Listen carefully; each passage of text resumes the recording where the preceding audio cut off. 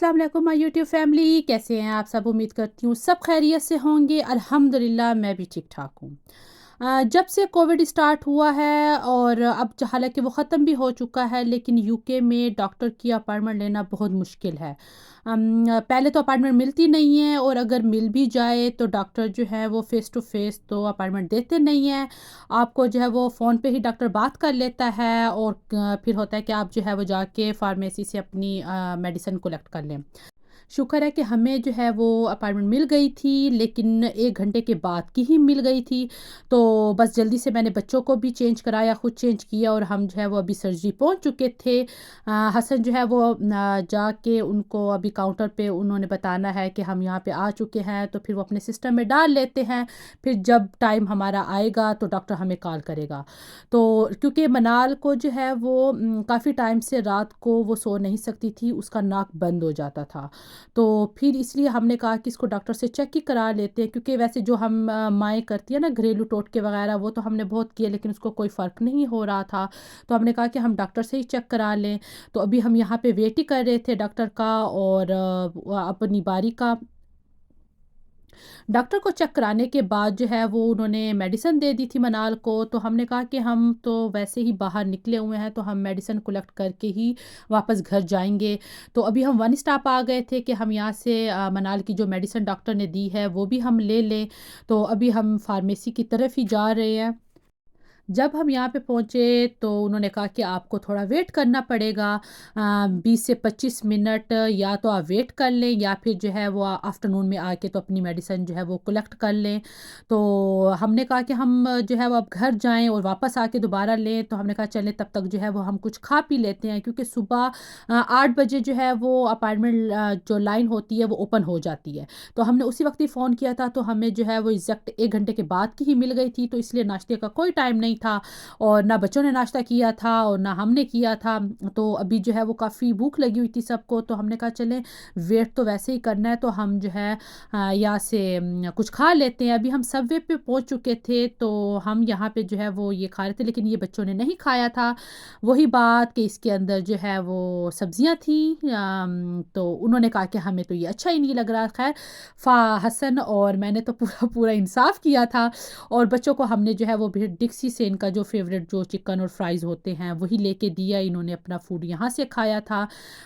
तो अभी हम वेट ही कर रहे थे, तो फिर मुझे ख्याल आया कि बच्चों के विटामिन जो है वो ख़त्म हो चुके हैं।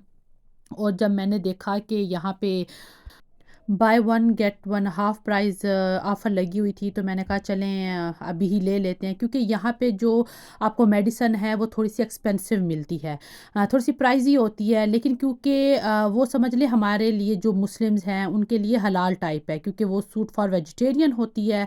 क्योंकि वैसे तो विटामिन्स आपको हर स्टोर से जो है वो मिल जाते हैं, लेकिन वो हम जो मुस्लिम कम्युनिटी है वो हम यूज़ नहीं कर सकते, क्योंकि उसमें जेलेटिन होता है, तो वो हमारे लिए जो है वो हलाल नहीं होता। तो इसलिए जो है वो ये हॉलन पैरेट पे जो मिलती हैं तो वो सूट फॉर वेजिटेरियन होता है, तो वो फिर हम खा सकते हैं। तो मैं बच्चों के भी और अपने भी विटामिन जो है वो यहीं से ही बाय करती हूँ। क्योंकि आजकल बच्चे जो हैं वो हर चीज़ तो खाते नहीं हैं। और आजकल जो खुराक भी है तो वो भी प्योर फार्म में तो हमें मिलती नहीं है, हर चीज़ को आर्टिफिशियल तरीके से जो है वो ग्रो किया जाता है। तो मुझे लगता है कि इस दौर में विटामिन जो है वो बहुत ही ज़रूरी है सबके लिए। तो मैं बच्चों को भी देती हूँ, खुद भी लेती हूँ। तो यहाँ पे जो विटामिन्स हैं वो गमी फ़ॉर्म में होती हैं, कि बच्चों जो है वो एक तो शौक में भी खाते हैं कि हमें गमी मिल रही है, तो वो उसको जो है वो एज़ अ मेडिसिन नहीं खाते, खुश होके खा लेते हैं, तो ये भी एक अच्छी बात हो जाती है। यहाँ पे आपको छोटे बच्चे से लेके तो हर एज के जो है वो आपको आराम से मिल जाते हैं। यहाँ पे यूके में वैसे भी जब बेबी बॉर्न होता है तो उसके 4 वीक के बाद जो है वो उसके विटामिन स्टार्ट हो जाते हैं। तो फिर आप जो है वो आगे जाके खुद बाय करें। तो इसलिए यहाँ पे जब भी कोई ऑफ़र लगती है इस किस्म की, तो फिर मैं जो है वो काफ़ी सारे अपने बच्चों के लिए लेके रख देती हूँ, ताकि 1-2 माह जो है वो ज़रा आराम से गुजर जाए। तो अभी हम घर वापस आ गए थे, तो टाइम हो रहा था अभी डिनर के लिए। तो यहाँ पे मैंने ये 1 गिलास काले चने जिनको ब्लैक चना भी कहते हैं, वो सुबह ही भिगो के मैं निकली थी। क्योंकि ये जो है वो थोड़ा सा टाइम इनको जो है वो लगता है। या अगर आपने सुबह बनाने हैं तो आप जो है वो इसको रात को भिगो के रख दें। मैंने शाम को बनाने थे तो इसलिए मैंने सुबह इसको भिगो दिए थे। ये जो है वो बहुत ही टेस्टी होते हैं। कहते हैं कि इसमें इसके इतने बेनिफिट हैं, इसमें इतनी ताकत होती है कि जो आप चिकन खाते हैं देसी चिकन, उसकी जो ताकत है तो उतनी ताकत जो है वो काले चने इसमें मिलती है। तो हमारे घर में ये बड़े शौक से खाए जाते हैं, तो मैं वीक में एक दफ़ा तो ज़रूर ही बनाती हूँ। तो इसकी रेसिपी बहुत ही सिंपल है, बहुत ही आसान है।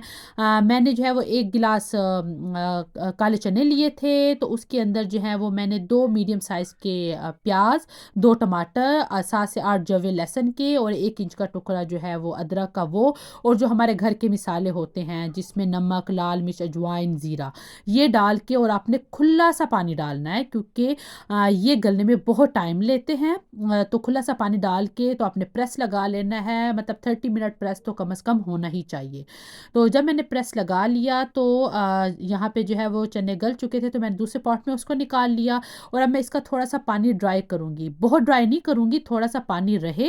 तब मैं इसमें जो है वो ऑयल डालूँगी और मैं इसकी अच्छी तरह से भुनाई कर दूँगी। और भुनाई करते हुए जो है वो आपने साथ में थोड़ा-थोड़ा पानी भी लगाना है। और जो है वो भुनाई इसकी बहुत अच्छी तरह से करनी है कि इसकी जो है वो जो अदरक, लहसुन, टमाटर वग़ैरह हर चीज़ जो है ना वो बिल्कुल घुल जाए, कि आपको जो है वो एक स्मूथ सी ग्रेवी ही इसकी मिले, कोई चीज़ खड़ी-खड़ी इसके अंदर ना रहे। इसके जो है वो टेस्ट आता ही बुनाई की ही वजह से है। जिन लोगों ने ये आज तक ट्राई नहीं किया तो इसको ज़रूर ट्राई करें। इसका टेस्ट इतना लाजवाब होता है ना कि मैं आपको बता नहीं सकती। आप इसको जो है वो बॉइल्ड राइस के साथ भी खा सकते हैं और रोटी के साथ भी खा सकते हैं। तो बुनाई के दौरान ही मैंने इसमें जो है वो 1 टीस्पून कसूरी मेथी डाल ली थी और जो 2 सब्ज़ मिर्चें थी मैंने उनको काट के वो भी डाल दिया। तो इससे जो है वो फ्लेवर बहुत ही अच्छा आएगा। और इससे ये जो है वो थोड़े-से स्पाइसी अच्छे लगते हैं। तो इसलिए लाल मिर्च भी 1 चम्मच आपने इसके अंदर डालना है और सब्ज़ मिर्चें भी काट के डालनी है ताकि अच्छी तरह से ये स्पाइसी बन जाए। अभी आप देखें कि ऑयल जो है वो ऊपर आ चुका है, तो इस पॉइंट पे आपने जो है वो इसके अंदर दोबारा से पानी डाल लेना है क्योंकि भुनाई के दौरान जो है वो ये थोड़े से सख्त हो जाते हैं।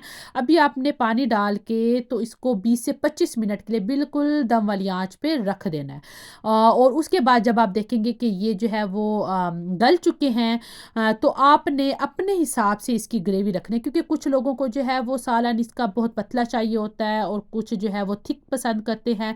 तो जिस तरह आपको चाहिए आपने उस हिसाब से इसकी जो है वो ग्रेवी रखनी है। और जैसे एंड में गरम मसाला वगैरह डाल के तो आपने इसको थोड़ी देर के लिए दम वाली आंच पे रख देना है। तो बस आपके जो है वो चने रेडी। तो इसमें ज़्यादा टाइम भी नहीं लगता है कि इसके साथ खड़े भी नहीं होना पड़ता कि आप बहुत देर इसके साथ खड़े रहो और कुकिंग करते रहो।